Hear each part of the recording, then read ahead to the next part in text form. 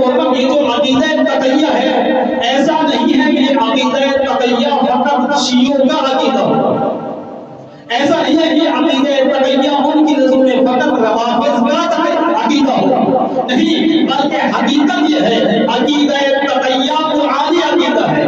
یہ عقیدہ تقیہ یہ دینی عقیدہ ہے، یہ عقیدہ تقیہ یہ اسلامی عقیدہ ہے، یہ عقیدہ تقیہ وہ عقیدہ ہے جس میں سب سے پہلے جس ہستی نے اس تقیہ پہ عمل کیا اس ہستی کا نام شیخ جاوید نہیں ہے، اس ہستی کا نام سید فیضان نہیں ہے، اس ہستی کا نام کوئی اور نہیں، بلکہ اس عظیم ہستی کا نام جس نے پہلے اس عقیدہ تقیہ پہ عمل کیا اس ہستی کا نام حضرت عمار یاسر ہے۔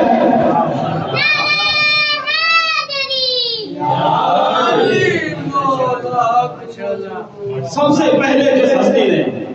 گویا کہ میں کہہ سکتا ہوں عقیدہ تقیہ یہ تشیع کا عقیدہ نہیں بلکہ رسول کے صحابہ کا بھی عقیدہ ہے۔ اگر کوئی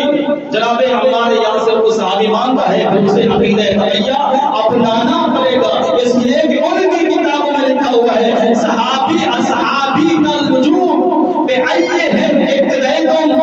اہتدیتم، رسول فرما گئے میرے صحابی کل نجوم ہیں، ستاروں کے مانند ہیں، اپنی امت سے کہا جس بھی اقتدار کرو گے ہدایت پا جاؤ گے۔ تو ان کی کتاب میں لکھا ہوا ہے کہ ہر صحابی حجت ہے، اگر ہر صحابی حجت ہے پھر کسی کو عقیدہ تقیہ پہ طعن و تشنیع کرنا صحابی کی توہین کے مطابق ہے۔ اس لیے بھی عقیدہ تقیہ